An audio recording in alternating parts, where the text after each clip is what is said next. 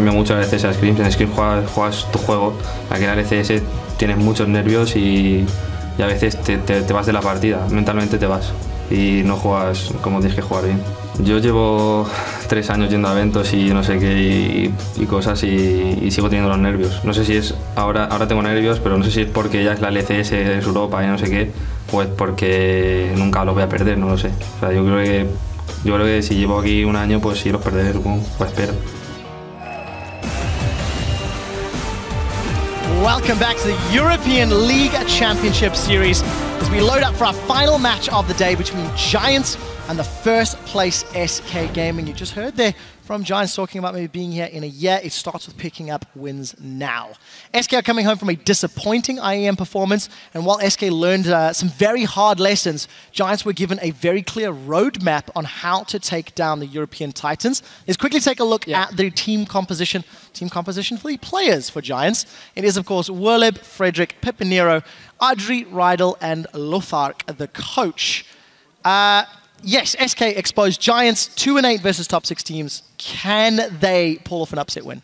I mean, it is Europe, so yes, they can. But I would say on paper, no. SK Gaming should still be able to adapt to what Giants have been doing beforehand. They are a team who's struggling in pick and ban phase. They are a team who's basically been relying on Pepinero to be the big carry for them.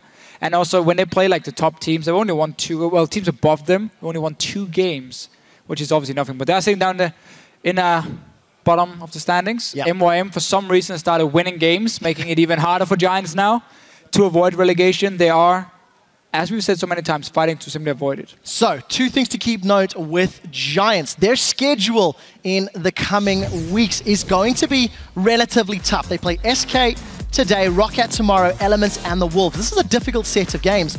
And if Giants lose today, they'll be tied with MYM. Whereas if they win, they will then be tied with Roccat and remain ahead of MYM. It's interesting to note that if Giants lose, in the head-to-head, they're 1-1 against Meteor Maker, so it will force a tiebreaker at the end of the split. And it really is the thing. If you look at that schedule here, so Elements just picked up a win against H2K. So suddenly you should really take them serious. It's Roccat that's going to matter for them tomorrow.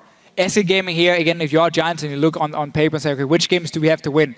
It's not exactly the SK Gaming one, unless there's still some problems after IEM, new patch, less time to practice. The upset, it can happen. Well, let's take a look at the roster on the red side of the Rift tonight. It is SK Gaming, who have returned from that recent trip to Poland. Freddy, Sven, Fox, Forgiven, and Rated, and Inner Flame, the coach.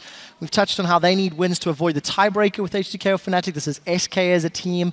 They've already beaten Giants in week 4. And if we look at SK as a team, we've touched the mistakes and the weaknesses that were exposed by the international squads at Intel Extreme Masters. Yeah, it was very clear there, hey, we need to win our laning phase to get a dominant early game strategy from SK. Were very easy to exploit. Teams simply banned them out. Forgiven obviously was banned out quite a lot. And honestly, new patch, Freddy and Svensson has never been the big tank players, per se. That's a lie on Freddy, sorry, because he used to play a lot of Mundo. But Svensson, at least, never really been the big tank here. Will he adapt to that kind of style? Will we see Forgiven change up his champion pool? Because the likes of Graves against 2 tanks is not going to do a whole lot late game. No, it's not. Let's actually look at that recipe to defeat SK Gaming, as was so clearly exposed. It was the Graves being banned away. It was the Lucian being banned away, and the Lulu taken away from Enrated. You remove those 3 things, all of a sudden, SK Gaming are at a loss. 1 and 2 because Enrated's Annie was weak and Forgiven didn't have the same impact on Corki. No, it was very clear they hadn't practiced enough with these new kind of champions, but again, they have had some time now. They've obviously known this is going to happen at some point. The big difference, however, is that Giants as a team, do they have the players to punish SK Gaming no matter what composition they do pick? Because if you look player for player, only in the mid lane is where we can say it's somewhat even, because Pepinero has been a big star player for Giants, but that's not even a winning matchup for them. And suddenly, you can't really punish just by banning these 3 champions. And obviously, a lot of new picks coming in. Suddenly, every team is trying to figure out their own style. It is still tough for Giants. It is very tough. And, you know, something that SK have always done is won that lane and then they end up winning the game. At IEM, they were behind in 2 out of those 3 games and proceeded to lose them. In the LCS, they've only been behind in gold at 20 minutes in 4 out of the 14. And actually, they managed to win 3. So it's quite interesting to keep track of that. SK and their strength in the laning phase. Deficio, we are into picks and bans. Already a change. Zed removed from Fox, and it seems to have maybe tricked or confused SK for a moment. Well, this is simply again because Giants is trying to get Pepinero a good matchup in the mid lane. Because he's going to be the guy they want to carry. Graves is coming in. I wonder if Lucian is going to be the next one from Giants, or Lulu against N-rated, but we still see Graves being banned. I think Forgiven has been playing a lot of different champions now. I don't even think he minds that Graves is being banned away, because it is really the whole we gotta win early game if you pick Graves now with his mid game into double tank. But we're gonna have to see. Rexa is open for Frederick. He's been a Jarvan main beforehand, but obviously Jarvan has fallen quite far down the list after his recent nerfs. Rexa, if that doesn't get locked in here, I will still assume Sven's going to pick it up for himself. And we know he can make the plays early on, despite him having a pretty awful IEM tournament, honestly. He admitted himself he didn't play well. And that was one of the reasons SK Gaming lost. Well, we'll see what SK can do today. We looked at that recipe to beat SK. 2 out of 3 ingredients followed here by Giants, with the Graves and Lucian being removed. First pick, we are expecting it to be this Rek'Sai. Oh yeah, there's no Jax. If not, you could go for that tank top. Wonder how Jax would do in the current meta. Willip, this might be the first game in many that Jax is available. Yeah, I like that he doesn't first pick it at least. The problem is, however, Willip, while he looked good in the start, that was because people got surprised that they would camp the top lane. And that's not going to happen anymore. So I don't even think Jax is going to be a good pickup for him, per se. I think you would rather put him on a big tank instead. Because we've seen how if a top lane has been struggling, if you give him the likes of a Maokai, not in this case because SK might take it away, he can do pretty well. And then your 2 carries are still going to be Pepinero and Atri. We have to see if they want to go for this Jax. I mean, you can do it into Maokai, you can force a split push, but you got to snowball that Jax early on. And if SK Gaming does not expect that, then it's their own fault. Well, Tafisio, this is the 15th game Giants have played on the stage. Jax has been banned in 12. The first 2 games it wasn't banned. Giants went 2-0. We will see. You have already highlighted the strengths and weaknesses. Freddy, not a weak top laner. He's got his hands on Maokai, one of 2 big tank champions for the front line if they want to go that route. And Fox, same mid lane champion that Ryu just ran previously. And while Maokai obviously, while Freddy has been mainly focused on lane bullies, we know he used to play a lot of Mondo. We know he can play the tanks. He can play these different styles. So Maokai is going to fit in fine for him. We got LeBlanc. Often, as we see when Zed is being banned away, LeBlanc doesn't really have any counters left. And then you can just safely pick it, as Gaming his team likes to do it, even first picked it in the past. We are going to see the Jax. Now, will SK Gaming here, they already locked in Maokai, so that simply means step 1, we might see a lane swap coming, because you don't want that one-on-one lane where the Rek'Sai is going to be a lot stronger than whatever Svenska is going to pick. If he goes for a tank like Sejuani in the jungle for him, then SK Gaming again really is going to look for that swap and slow down the Jax. Don't allow the Maokai to be camped. Well, it'll be important to see if Giants were paying attention to IEM, because SK Gaming in the traditional lane swap push those towers quickly. And Tafisio, you highlighted multiple times when teams froze the lane against Freddy, denied him early farm, it gave their opponents such a strong lead, a strong foot up in the game. For SK, they've locked in Nami, they've locked in Lee Sin, despite the fact Lulu was available. Well, you do see here that SK Gaming is adapting to, okay, you got a Jax, we know you're going to camp it, so we pick Lee Sin. A very strong early game jungler as well. No tank yet for Svenska, and I quite like this Nami pickup from N-rated just because it's not Lulu. That's the main reason. He's played Nami once before, he had a fairly decent showing. It's a good pick into the likes of Jax, because if Jax tries to join a fight, you tidal wave him, you can bubble him after, and the way to shut down a Jax in teamfights is just CC him. There's nothing else he can do. Once he jumps in with Leap Strike, his mobility is gone. So just lock him down and he won't do anything to your carries. So obviously Giants are looking mainly for split pushing. If they do lock in Jinx here, you're going to need a static shift to become a bit of a wave clip bot in the mid lane. But they have a lot of peel now for Adri in this case. So you got a 1-4 setup from Giants here. You got peel, protection from the Morgana, from the Lulu. You got the late game hyper carry. You got decent wave there through Jinx with the static shift potentially. And of course the Lulu, while Frederick will do, or Willie will do all the work on Jax in the side lane. Well, we'll see how Giants can handle themselves. A lot of ingredients here that could cook themselves up a very, very strong mid to late game. Can't afford to fall behind too far in the early stages, especially against the Lee Sin and LeBlanc from SK. All right, different style. So Forgiven, taking Tristana, an AD carry which is the complete opposite of what he normally plays. Tristana is not very strong in the laning phase anymore, especially not after her changes. She needs to get that BF sword. She needs to get some AD to make her E really strong and get in towards the mid game instead. So SK Gaming, with their setup here, if they do lane swap, you get to shut down the Jax a little bit, and also you get Tristana to get to a BF sword point if you fast push the lane. Then you swap down to the 2-on-2 lane where Nami and Tristana can become a good lane. Yeah, and also important to note, the way SK likes to push early towers, Tristana's going to be fantastic at that. For sure. Get the explosive charge on, get some early tower damage. So we'll see whether or not SK Gaming can make an impact in this laning phase. They've given Werlib Jax. Is Werlib's Jax enough to unseat the #1 team in the standings in Europe? This is the game that will show it, because again, it's been banned so many times against them. Once we go back to standard lanes, so if it were going to be standard lanes, we know Frederick is going to go to that top lane. It's going to happen. Svenska should be ready for it, have a few early wards, be ready for potential counter gank. It's not like Jax is fantastic in the early levels. No, he needs time, he needs Trinity Force, he needs Blade to become really, really strong. Well, you're about to see the team comps, guys. As per usual, lock in your votes. Who do you feel will pick up a win here? Will it be Werlib on Jax with the rest of the Giants? Or is it going to be SK Gaming after we see Forgiven on a new champion in the European LCS? As we load up into game. I'm interested to see how the lane swap plays out. You feel that SK would be looking for it, and we'll see whether or not Giants will let them have it or play around it or play to counter it. A lot of options and decisions to make earlier. Yeah, I mean, it's not the end of the world if they don't get the lane swap, because you can set up some fairly easy ganks on a Jax with the Maokai. So it's more just, if you look at the way we know Giants wants to play, that's a way of shutting it down. And we also know Tristana wants to get to a BF sword, which is what Forgiven always does. That's why he fast pushes the wave and takes the tower, so you can back with around 1600 gold, get that BF sword, then he swapped down to the 2-on-2 lane. So Tristana can do it for him. And as you mentioned, he's fantastic at pushing towers in the late game especially, when you put your E on the tower. Now you might have to be a little bit careful. Oh, Audrey is going to look Forgiven, forced to have an early flash. And that's going to give up a lot of lane presence if Forgiven has to play defensively. That's pretty good scouting though by Giants. Whenever you see teams have someone walking in the lane, hog the bush here, and then move towards this small bush in the river, that's because you know or you expect the enemy to have someone standing there waiting, and then you try and force a summoner like they just did here. We get the ward on the Gromp, as we've talked about so many times today, to spot if the dual lane is starting it. It does look like SK is setting up for that standard lane. Obviously, Nami is a fantastic laner.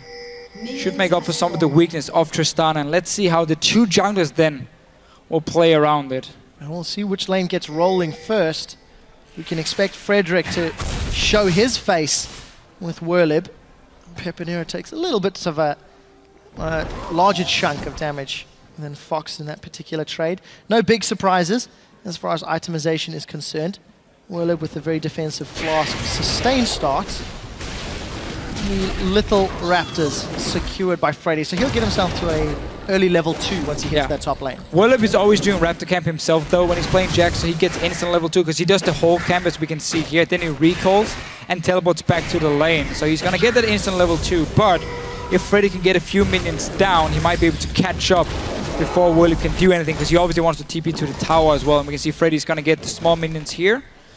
And once he gets one more ranged, he will be fine. So no real surprise for him once Werlib shows himself. And a TP advantage very early on now for SK. Oh, look at that. Caught by the Flame Chompers and caught by the Dark Binding. Archery and Rydell put some early poke damage onto Forgiven. And that's actually a very scary CC chain that can be comboed one after the other if Rydell can be on point with those skill shots. Another thing about this bottom lane here, I think for SK Gaming, they say we don't really care what you have in the bottom lane, because we know we can outplay Audrey and Rydell, who's not been one of the strongest laners, honestly. So SK Gaming, we see it already, pushing it in, get a bit of damage on the tower with the Tristana. You can still do your 1-3-1 setup, where you just have Forgiven in the mid lane. You put obviously the Maokai with the TP in one lane, and you put, as they always do, your Assassin in the other side lane, and you just push up these lanes. So they can play exactly the same style, despite having a different AD carry. Just less early pressure from Forgiven. He needs more time before he's going to be relevant in the game, and that's where we're going to have to see the change. Well, on the bright side, the fact that Audrey's playing Jinx also means there's going to be that sort of I don't want to use the word dip, but it's going to be a slower scaling ramp up, I think is a more appropriate phase. We'll see who can make use of that. Fox jumps onto Pepinero, misses the ethereal chains. Passive gets pop. Peppy is looking for the kill. He flashes forward. Auto attack will give him first blood. But Sven with the reply, and Pepinero with the outplay of Fox in the mid lane. Look at the top lane though here. Freddy might be in trouble. They're trying to force his flash at least. Frederick, can he get it? Well, yeah, there we go. Doesn't need it. No flashes blown from Whirlip or from Frederick. And Giants with the early aggressive plays coming out a little bit ahead. And the same setup as always with the Jacks. Obviously Pepinero trading his own life here for killing the Blanc at the mid lane. Forgiven. Jumping in. I mean, Rydell and Adri here. Not that Jinx and Morgana is not exactly the best lane itself in the early game. And really just because of this Nami pickup, SK Gaming have been able to take fully control of it from Raiden, and of course Forgiven also being such a good laner. You do see the CS advantage building up as well. Forgiven and Enrated taking advantage of these first 5 minutes. Forced Adri and Rydell to back away and play super defensively. And of course Fox, no flash in this middle lane, so let's keep that in mind if Frederick wants to sniff around, and it looks like he does. Fox is going to clear out vision of the bottom half of the map. You can see Sven moving towards that area. And the Wolf Camp to clear out, as well as Gromp in a moment or two. So it seems like the strategy from SK is going to be focus on the bottom side instead of, you know, warding up for Freddy top lane, because that pink wolf was placed down towards the dragon from them, and Svensson also took the route down towards the dragon when he ganked the mid lane. No way of trying to spot Frederick. So Freddy just has to play really careful in his lane. See, Enrated here. There's no binding from Rydell yet, but Freddy just needs to sit back and not do anything in this lane, because they're not warding for him at the moment. Now Svensson is moving in, trying to spot it up. There's a pink ward now on the top side placed by him. Okay, so they have pink wards on both sides. We're trying to see, okay, where's Frederick moving? Can we stop him from getting into our jungle and obviously get up towards the top lane? All right, we'll see what decisions those wards work out for. We do see Rydell roaming on the minimap to help out Pepinero, but Fox, is he going to decide to go in? No, because the Black Shield revealed Pepinero had support. But Peppy's really trading very aggressively with Fox. It's not costing CS, despite the fact that Peppy's forcing Fox to go on the back foot. Right, but Lulu is a good pick into LeBlanc because you can just basically sit back and shield yourself and farm. Now, Rydell is still here. Doesn't connect, but Peppy's going to chase. He's got the movement speed. One more Glitzer lance. Wild Growth is going to slow Sven, and Sven's going to ward hop. We do see him forced to flash away. Giants, 2 kills to 1. The roam from Rydell pays off, and it's going to give Giants a little bit of time to get damage on this middle lane. It's a decent start, and it's getting Lulu to the... Oh, it's a great start. The mega utility position Giants wanted to be in. The stronger, obviously, the Lulu is going to be, the better your mid game will be, and also the shields you're going to provide, the Whimsy, scaling so well with AP. But this is really just SK Gaming playing over-aggressive in that mid lane, not respecting Pepinero and the damage he can do early on in the laning phase, and that's why they get punished for it. It is a good matchup again for Lulu. But it's not one where you're supposed to get 2 kills. Yeah, like, it's supposed to just be a farm lane. You basically force LeBlanc to get a farm lane where she doesn't really have a lot of pressure because you can always shield yourself and like trade back. That's what Lulu does normally.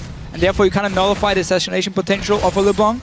But now 2 kills. This is looking great starting for Pepinero. Yeah, actually very low amounts of farm between those mid laners thanks to the fairly high number of trades between the two of them. Fox 39 to 40, despite maybe underestimating Pepinero, is still staying close on the last hitting, but obviously the additional gold from the kills is going to work into Peppy's favor. A matchup that we've not looked at all is Whirlip and Freddy up top. Whoa, Fox is feeling the pressure and just goes all in on Peppy. Once his ultimate comes back up with Ignite, yeah, Peppy should have well got this. It's going to be an interesting one. He's trying to bait it now. He knows there might be another attack, so Frederick is sitting inside. Finn's again showing him. There's still that pink ward on the top side at least for them.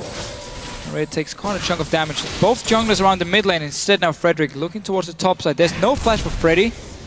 Diving him is going to be a bit tricky, especially because Whirlip only sits on double Doran, so that should not be the strategy for them.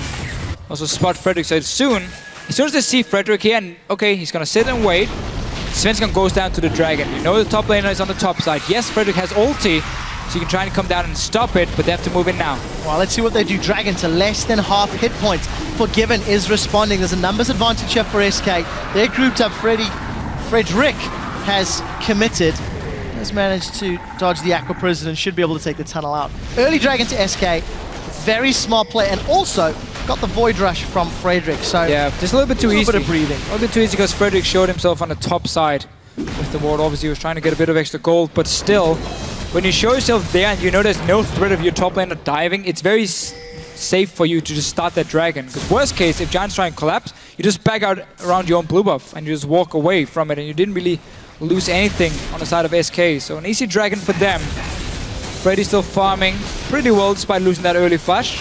Slightly ahead of the Jax pickup for Whirlip. So SK game been happy doing standard lanes. Yeah, 9 minutes on the clock for Given, still with a small CS advantage. If we actually take a look at the gold that he's got to spend, sitting on 1,600. So got enough for that next BF sword. Audrey a little bit behind at 1,360 for the time being. So if Forgiven can, when he eventually gets the next back, we'll be able to have that big spike in damage, which is what Tristan is looking for. And it's already a change in style from SK because they don't really have any straight up winning lanes. And that's why they're not able to fast push down any towers in this standard setup, which is so different from when they play Graves and they play all in the laning phase. When, you know, they try to get kills in the mid lane, they have a strong laner in the top lane, that's where they pressure all the towers. They're not doing it this time around, they're just farming. They're happy just sitting back and waiting for a few items before they start making the plays. Svensson is now sitting here, he's hoping for Frederick to show himself in this top lane. So you now have the option of counter ganking, or if Whirlip goes in for any kind of farm, you can obviously kick him back on the Lee Sin. Well, we'll see between these two junglers, as you mentioned. Svenskaren's Lee Sin got that Warrior enchant on the Trailblazer completed a moment ago. Skirmishers got upgraded to Warrior then by Frederick. Let's see if he can run amok and cause a nuisance in Forgiven's face. Okay, so we do see for Frederick, he's aiming to split push. It's the only reason for that Skirmish is Saber for him. So obviously you use your ulti as your TP, and you set up for a 1-3-1 setup instead for Giants instead of the 1-4 we mentioned earlier. Because obviously Frederick wouldn't add a whole lot of value sitting in the mid lane, he just doesn't really provide anything. So instead just having him in the side lane, so the Skirmish is just going to make him a bit stronger in the one-on-ones. Otherwise, it's not going to do a whole lot else for him if he doesn't use it in split pushing. Well, we'll see if Frederick can make that work. 1-3-1, a recipe for success. SK leading up to week 7 of the LCS before IEM happened. Rydell's going to get a Dark Binding onto Forgiven, but the Rocket Jump had already started channeling, so we get to wait. And we see Whirlip going in on Freddy. Vengeful Maelstrom is being channeled. He gets stunned by the counter-strike. He pops the Maelstrom, ends up trading a little bit evenly, but I think sustain somewhat in favor of Maokai, especially with that extra armor. And once we get a BF sword on Forgiven, that's where we can start seeing SK Gaming make some plays. You really need that one of the first items, or almost the first item completed beforehand, but you don't want to wait too long, because against the Jinx and the Jax going late game, that's very, very scary for them. So we need the BF sword on Forgiven, and then I would like to see Svensson come down to the bottom lane, fast push in the lane in a 3v2, and just start poking down his tower here with the Tristana. Create a power play that way. He's once again on the top side. Frederick now moving in behind Freddy. He's spotting Svensson now with the Tremor Stuns. Frederick and Freddy. Yeah, I know. It long lost brothers, man. It messed me up once already. And we'll see if Frederick can find Freddy.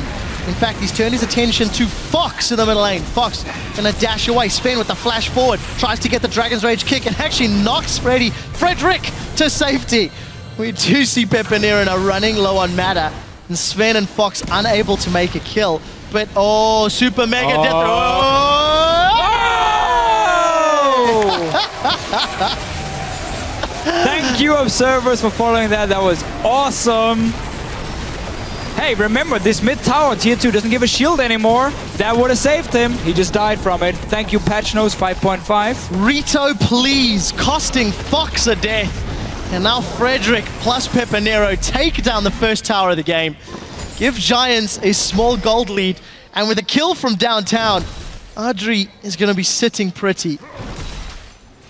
Giants making the more aggressive plays. And it's mostly been centered around Pepinero. It's all been about Pepinero in the mid lane, winning his lane matchup. That's also why Freddy could go for fairly aggressive dive from obviously SK Gaming's Raptor camp. And still no, even in a 2v2 right now, we're going to be stronger because Pepinero had such a great start to the game. See, as a whole blasting him on the head at this point. So Dragon in about a minute's time SK Gaming is setting up for it again, but it's not like they're in a super strong point here, because they've given up a few kills. And you can see both top laners. Oh well, Freddy won't have his ready in time. Yeah, Svenskeren again looking for this top lane gang. Yes, okay, Maokai can set up really easily, but he's spotted. He's gonna get baited into this one. Yeah, Tremor Sense is revealing Svenskeren's position. War's coming though. Is looking for the fight. Look at the minimap. Rydell's gone over the wall. He gets booted backwards. Sven is trying to get away with his life. Now Fox, we see on the background. First victim is going to be Svenskeren. Now Fox is in full retreat. Freddy is on the hunt with Frederick. And we do see Freddy jumping onto Whirlim. 3v1. Freddy's going to get dropped. Pepinero 4-1-1. They get 2 kills, but lose a tower in exchange, meaning SK is still keeping themselves relevant. They can push him for the next one as well. Yeah, pushing that bottom tower to Fischio. I think Tristan's going to do a lot of damage to it. Those 4 guys set into the top lane. You can never leave a Tristan alone near your own towers. He will destroy them already. But yeah, we saw the bait. Again, the Tremor Sense doing work for Frederick here to spot Svenskeren. But then was a 4v3 up there in the top lane. And yes, it was a few kills for Giants, but losing that bot lane tower and potentially losing control of the dragon as well. None of the kills went over to your Jax. Right now, you need your kills to go to your carries. Yep. Yes, Lulu is fine, but you want the Jax to get the kills. Frederick is going in. Does not manage to get the knockup. We see the Flame Chompers coming down. Adri is going to secure the crab in favor of Giants. Whirlim is going to reply to the bottom turret kill by taking out the top tower. Remember, Freddy's TP was slightly delayed, but it is now available. And you can see Freddy moving up top. Whirlim still sitting on a lot of gold, 2,300 to be exact. And we'll see him backing to pick up some items. And the rest of Giants grouped around. They're going to have vision of this dragon. We'll see if they want to start the fight, Officio. Well, they do have the minions pushing for them, SK, so they have knowledge of Jinx being down there. But Giants, they're moving in. It's only Rydell here at the moment. So they're giving up this second dragon. Will they try and fight? They're looking for it. Look at Pepinero. Sneaking from behind Fiss, that little lens. First one. Okay, first one. I'll give him that one. Trinity Force complete for Whirlim on that last back. Giants, a little disconnected maybe. They were obviously going to be late to the dragon anyway, and they were unable to find SK Gaming for a follow-up team fight. So SK Dragon number 2 at 15 minutes, still on set for a relatively early 5 dragons if they maintain control. But you have to feel they're not going to have that many easy ones in the coming minutes. I think Giants just wanted to play it safe here. They didn't want to risk anything because they're doing well in terms of the laning phase. Now on to Freddy, no flash. Wow, that's a Trinity Force Jax that's running down Rydell's nearby as well. Despite the frozen heart, Freddy is staying alive and gets dropped after one more leap strike. Giants with another kill and what looks to be another tower, accelerating their gold lead to about 4,000 after this is dropped. Giants, we remember the recipe. Ban Lucian, ban Graves. Is it enough? It really just seems like SK Gaming doesn't really know what to do at this point because they haven't won their lane phase so hard. Well, I guess Forgiven knows what to do. But when it comes to that top lane here, when you play against Giants and you give them Jax, you have one job. Don't let them get any early kills. Just move back to your own tower, let him push in that wave. Deep ward, or place wards in your own jungle on the top side around your own red buff. So if he's moving from the lane down to the mid lane, you're going to see him move at least. And just make sure you never get caught out, at least when you don't have a summoner like Freddy here, and die.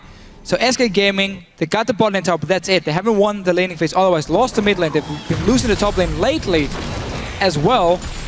And this is basically where SK Gaming normally has no clue what to do. Cannot use the 1-3-1 split push. And ends up getting forced into team fights. In this case, if Giants keep playing like they do, that's not going to go well for SK. So we'll find out if SK can bounce back. Fischio, you sound a little bit uninspired at the possibilities. We are only 17 minutes in the game. And just as an interesting note, for SK, when they've been behind at 20 minutes, they've lost 3 games. When they've been behind at 20 minutes. I made that statement in the previous matchup. Just before 20 minutes, H2K's lead was obliterated. We have 2 minutes left in this one. Let's see if SK can make a power play. And also, look at all the tunnels for Frederick in the top half of the map. It's very clear where he wants to respond to. I think it was very clear for everyone before the game even started, before the picks came in, where his focus would be. So it simply means he can go bottom lane now, start split pushing that in the 1-3-1 setup, and he can always join on the top side if any fights happens. And SK Gaming, when they look to stop that split push, it's not by going and killing the Rek'Sai, because the Rek'Sai itself is not really doing too much. So you want to just let him push in the wave and then force a fight somewhere else. And that's where these tunnels can be very helpful for Freddy, because it's going to be the Jax you're going for. He's the guy who can destroy your towers extremely fast. SK Gaming at 11-3, only marginally ahead on the public poll against a team that is currently 4-10. Forgiven does get caught up. Rydell doesn't connect with a Dark Binding. Buster Shot knocks Frederick away. Soul Shackles will keep Forgiven in place, and Audrey will secure the last hit. Set that one up. SK respond with a 3-man push in the TP middle behind, lane. yeah. Look at Werlip, he's teleporting behind them. This will become a 2-on-3. TP from Freddy to join the fight. Now it's a 4-on-2. And with the numbers advantage and the TP for TP, SK again trade kills for a tower. That was a good trade by SK Gaming, and somewhat back to the standard style they do have, where they leave at least a pressure in 2 lanes at once. So in this case, it was the mid lane with the members, so as soon as you saw 3 guys bottom lane, you just push it in and take a tower. So good response from them. Giants really wanted to make this play. Sadly, Pepinero just gone back to base to complete his death cap. Had he been in the mid lane already to clear the wave, that would have been a perfect play from them to punish Forgiven for sitting and farming with no tower to go back to. But just a little bit of a missed timing with Lulu being back in base when they go 3 bottom lane. Yeah, and I like the opportunistic play from SK. Making sure that once they had that numbers advantage, it is something they actually do relatively well. When one of their top or bottom lanes But they always do well, yeah. Always. You know, they respond with, in theory, one of the best scenarios. So you do see some vision being put in place in the Dragon Pit. Some relatively defensive wards, I think, from SK in the mid lane. And it looks like Giants should be able to clear out the river to set themselves up for the next Dragon. It's a minute 10 away. The Giants have not secured either of the 2 previous Dragons. Oh, but you do have a mid laner who is ahead at this point. These shields is going to do a lot, and even the damage of Lulu, you have to respect it. Only problem is, a Maokai is going to do a lot more than a Jax in a 5-on-5 team fight. So obviously Giants are not looking to really force anything here, but they might have to, simply because the 2 Dragons already has been picked up by SK Gaming. Ideally, you just wanted your Jax to sit and split push. No TP, however, so Freddy will be able to push this wave in and walk down towards the Dragon. This is still where SK Gaming can do really well. You got an item advantage on your AD carry.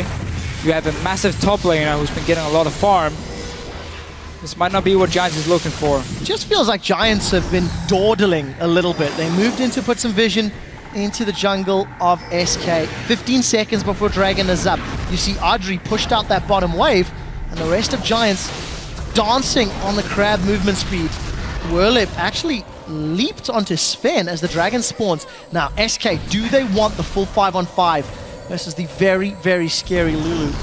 That will be the question. Yeah, look at the position here from Giants. They push your bottom wave, so if they win the fight here, they can go straight bottom lane and take another tower. So SK Gaming have to be careful, but they're going in for this one. So Freddy jumps onto Frederick with a twisted advance. We do see once again the tidal wave is now thrown down. Here comes Frederick from the side. Dragon's down to 2,000 hit points. Frederick kicked to the back line. The Giants are 1 man down. SK Gaming continue to fight as the wild growth is thrown onto Werlip. Forgiven, forced to rocket jump to safety. Dragon has not fallen in and amongst the chaos, but a lot of key ultimates used from Giants. SK, do they want more? We did see the Mega Death Rocket flying by and hitting nothing. Look at the middle lane. Forgiven's pushing out. Werlip, he's leaped over the wall. Dragon secured by Giants, but it was a click to lance that Dillard. Now Werlip in the skirmish scenario, looking for a target, and Sven's going to use that Rangers Trailblazer again. Tower falling in favor of SK despite losing the objective. You see Forgiven now trying to get away. That's a good bubble from N-Rated. Werlip, the bomb's gonna pop in a moment. He leaps forward with flash over the wall from Forgiven, and Frederick, he wants more. The Unburrowed doesn't connect. Flash forward into the bite. Forgiven still alive. Rooted in place by Freddy onto Frederick. He's down. And an over-aggressive play from Frederick gives a kill to SK. He unburrowed too early, so he flashed after. There was no knock-up on Forgiven there. Didn't end up killing. But Audrey, we talked about that wave beforehand. Moved down and managed to pick up that tower while Forgiven got the mid lane. Bit of a weird fight from Giants. One guy going in first, then the other guy joins in once he's dead already. It was a good play by SK though, kiting back to single out the jungler. It's one of the things about Rek'Sai is you tend to be building for your team where you get Sidestone, you get Locket and so on, so you don't really become that tanky, which means once you go in, teams just focus you and just burn you down extremely fast. A lot of props to SK. Every time they're under pressure, every time Giants are being proactive and setting up ganks or pushing one lane, SK have responded with a tower. It's 4 towers to 3. And that gold lead that was, you know, quite sizable 10 minutes ago is now becoming slightly less relevant. True. But the scary thing for SK, how do they handle a Jax that's been relatively uncontested for 25 minutes? I mean, Giants can be happy, honestly, with that trade beforehand. Even though you gave up a tier 2 mid tower, just by stopping SK from getting to the 3rd dragon and potentially the 5th one, that was like all they did. So they decided to say, we don't mind losing a tower just to get that 1st dragon on the board. And now we're going back to split pushing. TP is ready, ulti is ready for Frederick. He should go down to his side lane himself, just at least to pick up some farm. He might just be the wave clear bot. He goes down, clears the wave, joins his team again, not really looking to do too much aggressive pushing at this point for himself, but still he has the skirmishes for it. He's not really been using it for anything else. But it's that 1-4 push you touched on during picks and bans, Deficio.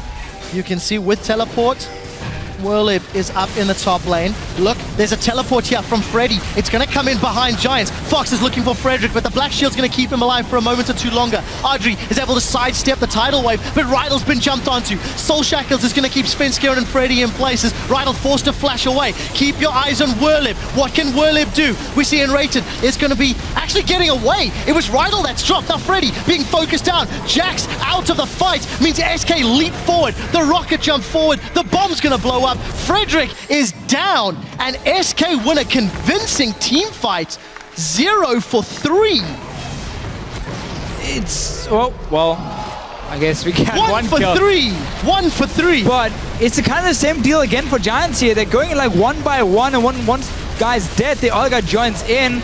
Don't really find any success in these fights here. Baramix out there very low, but Pepernell has already shown himself in the bottom lane. I think Giants could have gone to stop this with Jinx and Lulu together, or at least made it a lot harder for SK. Baron secured, and all of a sudden, SK regained control. All right, so look at the fight. We see the teleport coming in. Whirlib is not reacting yet. He's waiting for a wall to teleport on. He's going in very late, so Rydell gets all the focus now. Once he's about to be killed, that's when the rest of Giants really start joining in. Whirlib comes in, doesn't kill Enrated, and it's just very messy from a bit of a late TP and then randomly kind of being caught out. And obviously a Jax, we said this before, a Maokai versus a Jax in a team fight will always be heavily in favor of the Maokai compared to what he brings. Simply just a poor team fight when you don't even have to, because you're the one with the split pushing advantage, and obviously Enrated gets smack in his face here, but play the split pushing game. That's how you're gonna win if you're Giants. Well, you touched on it as well. What is Rek'Sai gonna do in a, four-man defense while Whirlib is split pushing? The answer was not a lot.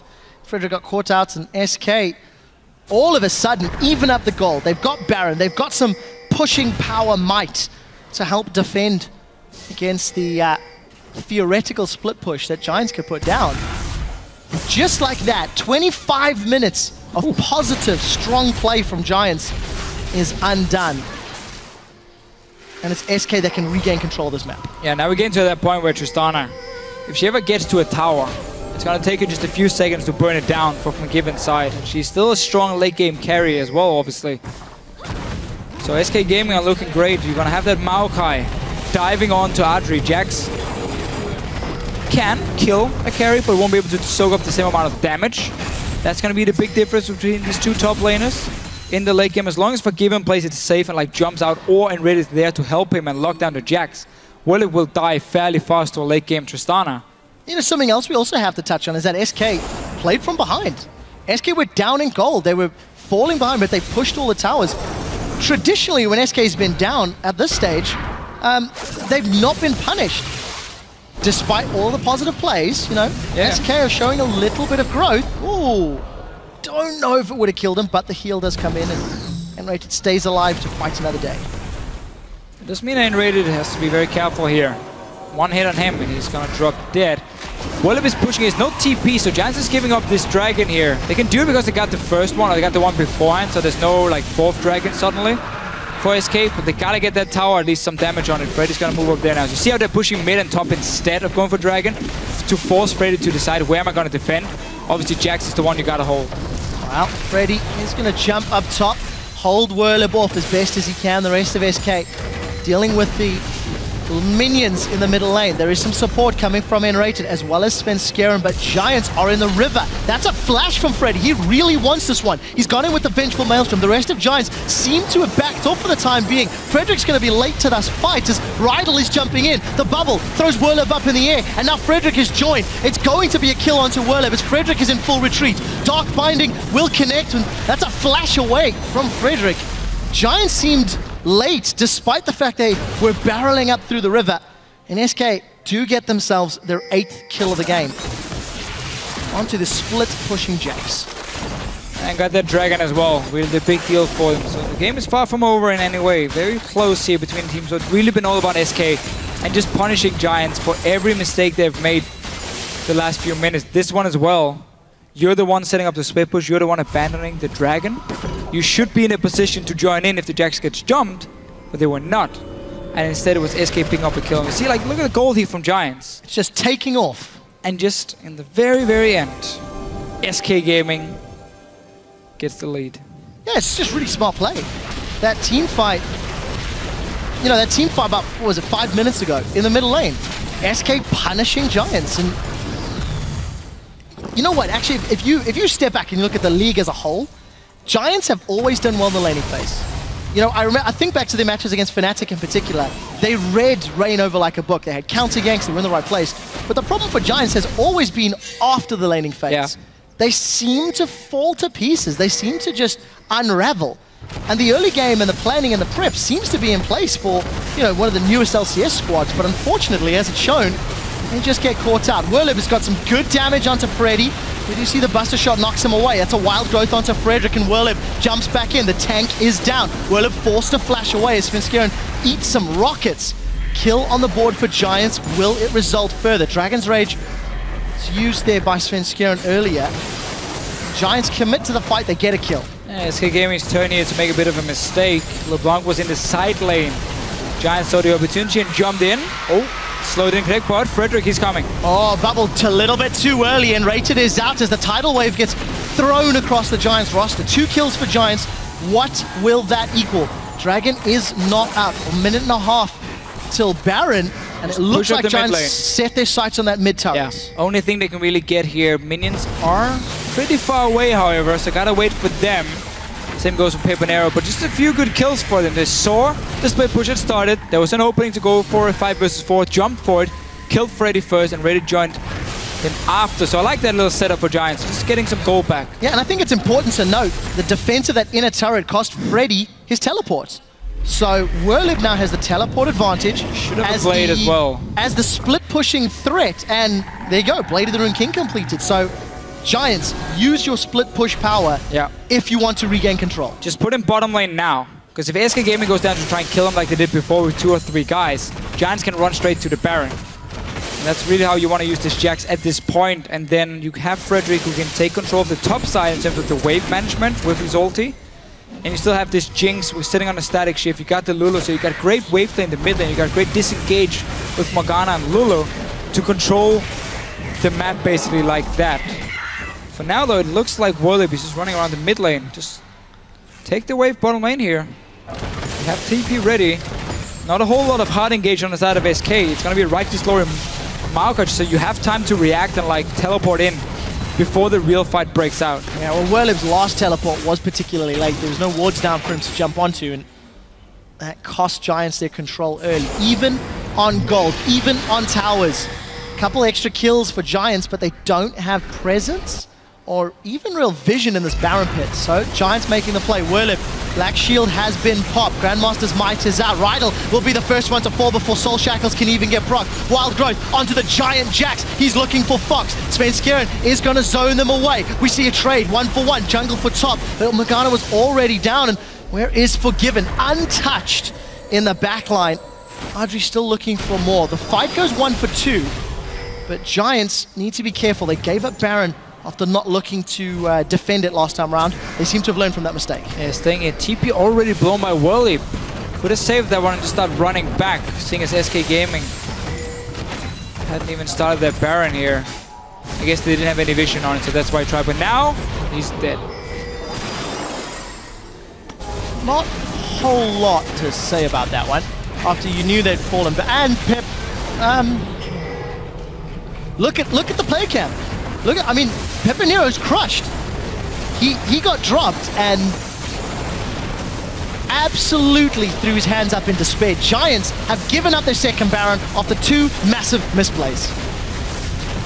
Basically, yeah. Nothing really else to say here from Giants. It looked so good in the early game, but simply the shot call and the decision making is not working for them, and that allows SK Gaming to get the lead back. This one trying to stop a potential drag, but remember that TP from Whirlip just kind of wasted before as well on trying to stop that Baron. Oh well, this Baron that never happened. Yep. Trying to stop it, then Morgan in the back. I think what he was trying to do, so they didn't have any wards on the Baron itself. Let's just talk about that after, because now Frederick's trying to steal here. Has to back away, but there's no wards on the Baron. I'm not sure if scrying up was on cooldown for Adri or not, but if they didn't know if SK were doing it, he teleported in to run in and try and stop it. And then once he realized they were not on it, he wanted to place a ward in the tri-bush to see if SK Gaming had left, like recalled and start a potential Baron from Giants. You got a Jinx, you got a Jax, you can take it down extremely fast. So he was basically looking to see if SK had recalled or not. Had they recalled, there could have been a Baron for Giants. Seeing as they were still staying around, knowing, okay, we're not going to just give a free Baron, it ended up in more kills for SK. So, SK Gaming down at 20 minutes, managing to turn their fortune around thanks to a great team fight in the mid lane and then following it up with some very, very decisive Baron plays. And, of course, calling out the elephant in the room, punishing mistakes from Giants. The split-pushing monster of Jax has not been allowed to split push. And that's a defensive flash from Rival. Oh. SK set up in the middle lane. He's had plenty of openings. Yep. Just decided not to take them. But we still do see from SK. I mean, they are #1 in the standings in Europe. They got into, they went into IEM, and we looked at them and said, okay, they should be able to make it out of groups. I mean, you're here, you've been so good in the LCS. It's still not been a good game for them. It's an easy game, I think we can say. They've struggled against Giants in the early game. Now they've managed to come back in the game itself. But this is not the SK game we're used to seeing. They're still trying to change up that playstyle their teams are trying to take away from them. Now they got into late game. We know Forgiven is an absolutely insane carry, so I trust him on a late game hyper carry more than anyone. And that's why SK Gaming can play this style, but then the early game has to go a lot better for them. Yep, that's definitely the case. If a team like Giants is able to punish early game, we've made a few misplays. Giants not had the strongest showings all year long. We did see that Wild Growth was forced from Freddy. Whirlib is trying to jump in. There is an exhaust in him. He's forced out of the fight as Forgiven blows him up with an explosive charge. Frederick is going to get another massive shield from Pepinero, but it won't be enough to save his life. Fox sets his sights on Rydell, but it's Forgiven that tastes the blood. Now he's jumping onto Adri. Auto attack off the auto attack. Pepinero's down. Rocket jump forward. Forgiven's looking for the ace. He finds the ace. SK Gaming drop Giants and set their sights on the base.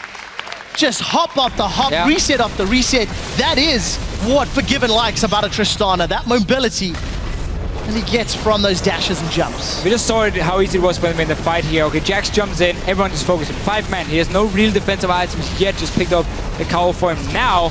Focus that man down fast, you get the first kill, you move on.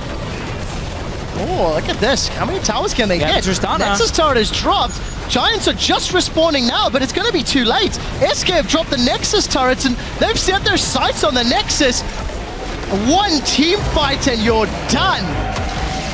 SK hold on to the top of the standings. Got Forgiven to the late game. We had all these talks about Maokai Jax against each other. Obviously, the Maokai is going to win out in terms of team fighting, and that's exactly what happened for the last 20 minutes. Team fight after team fight, SK Gaming got back in the game, got the lead. Forgiven got to become a late game hyper carry. And SK Gaming picks up another win. Bouncing back, I guess we can say. That is fair to say. Going 1-2 at IEM, you know, we talked so heavily and so often about the Lulu, the Graves, the Lucian. And I think a little bit of growth in SK's playstyle. You know, putting Freddy on this mega tank, different style of AD carry from Forgiven in terms of the way you execute in-game. Different style, yeah, but the same Forgiven. Yes, same Forgiven. 412 CS on 37 minutes. Interesting to note, Forgiven's only been down in CS at 20 minutes in 4 games this split. This was the 4th.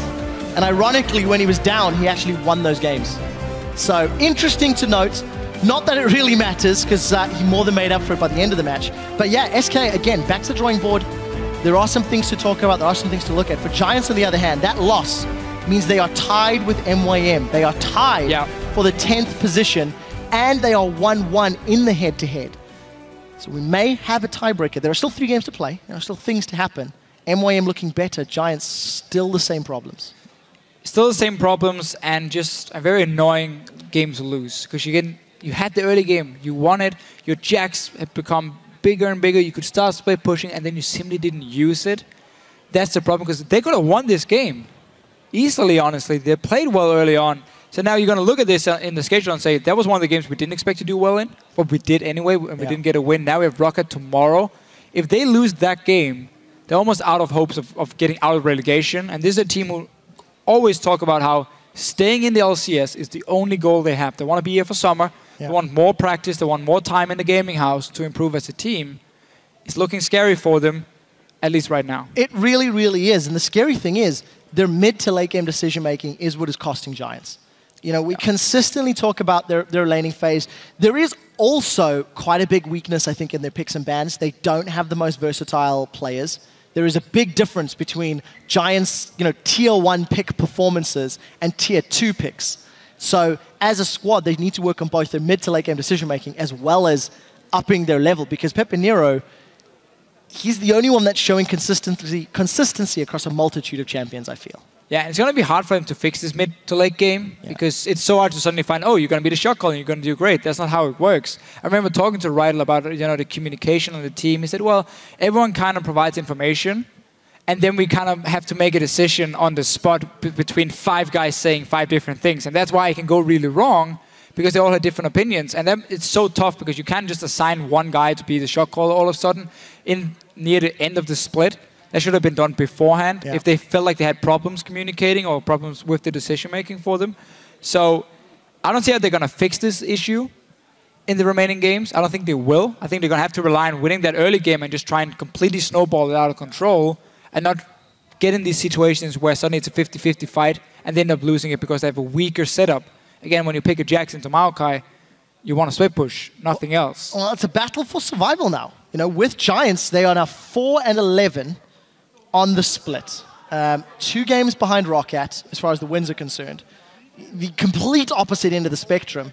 SK Gaming are now 12 wins, 3 losses. So they've got an extra loss avoided than Fnatic. So SK have still got this tiny buffer to maintain control of first place. For Giants, 3 games left, or they run the risk of dropping down to 10th position and going to auto-relegation. So guys, our analysts will definitely have something to say about SK's win. Let's check in with Shox and Cyanide. Thank you very much, guys. We're not alone, of course. We're joined by SK Gaming's and Rated, whose team is still alone at the top of the tables halfway through week 8. Of course, I want to talk to you about picks and bans because there's been a lot of talk from us as well about banning out the Graves and the Lucian. You must have seen it coming, and how did you react to it in this game? So we kind of try to develop a strategy where we have 3 top picks available, and we just try to kind of get into the role and create a new top pick.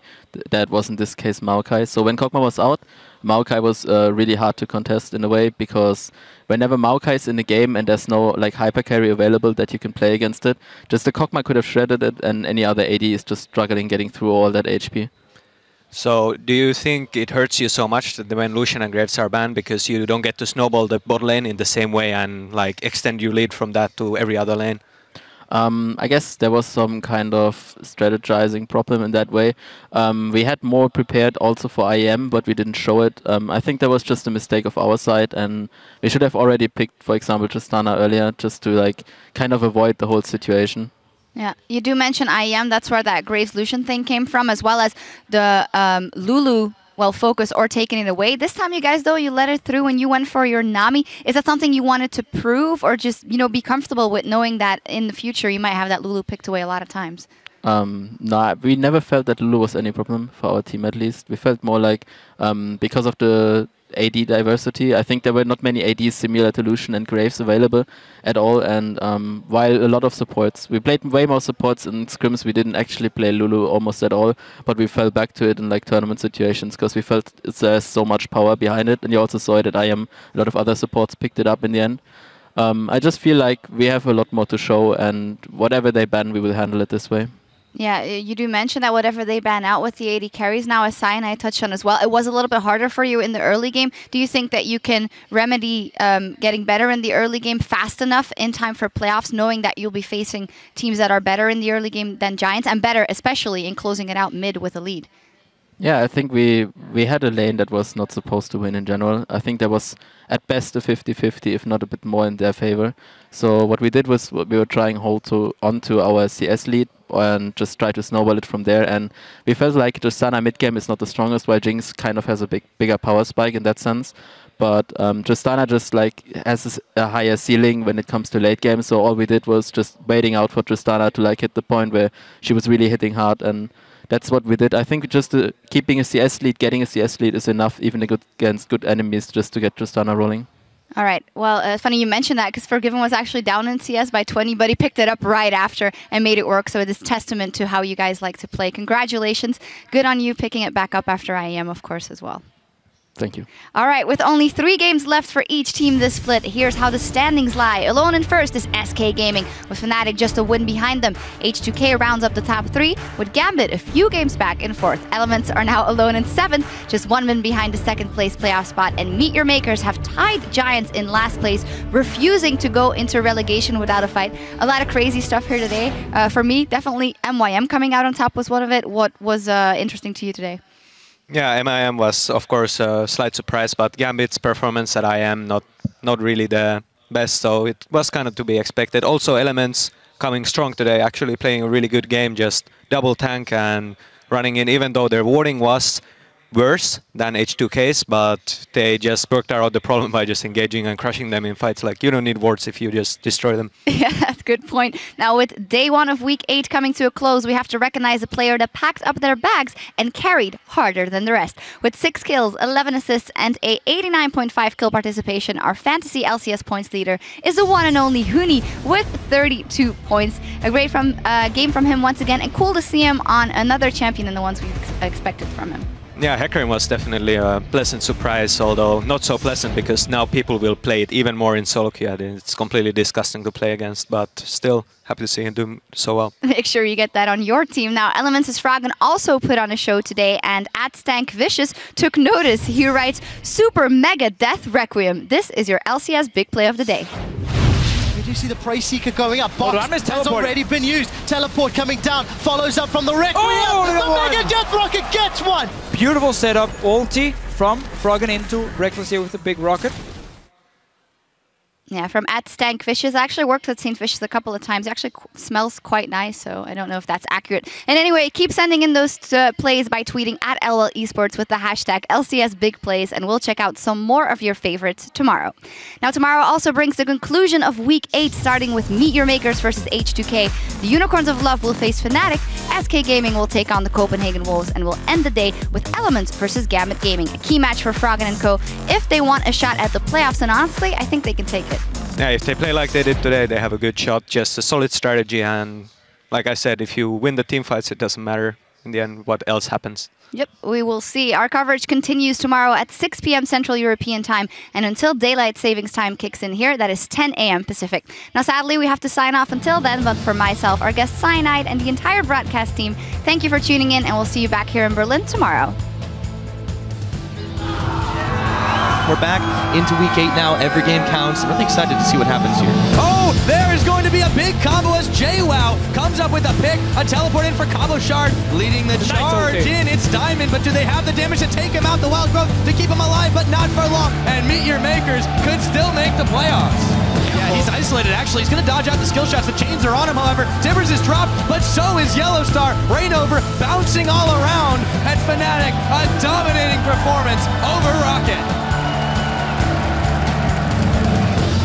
I can flash. I'm coming. Kartus, Yeah, Sivir. Good job. Yeah, DB up. Kartus has still ulti. Yeah, I lifesteal. You need to have Varus. I got it. Good job. And the Unicorns of Love have taken the win.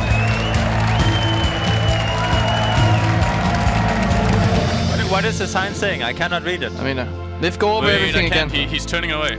Liv. The other one says, "Welcome, League of Elements." Welcome to the League of Elements. Oh God. Where everybody else is trash. Still alive on the back line as Ryu forced to go back to a clone. Kasing is the first one to drop as the tower takes out Froggen. But the Requiem should get more. What can HTK do? Wicket's gone in. There's 5 members on top of each other. The Mega Gnar throws everyone back. Elements dropping their 8-game winning streak and keeping their playoff hopes alive. But Super Mega Fox sets his sights on Rydell, but it's forgiven. That tastes the blood. Now he's jumping onto Audrey. Auto attack after auto attack. Pimpanero is down. SK hold on to the top of the standings.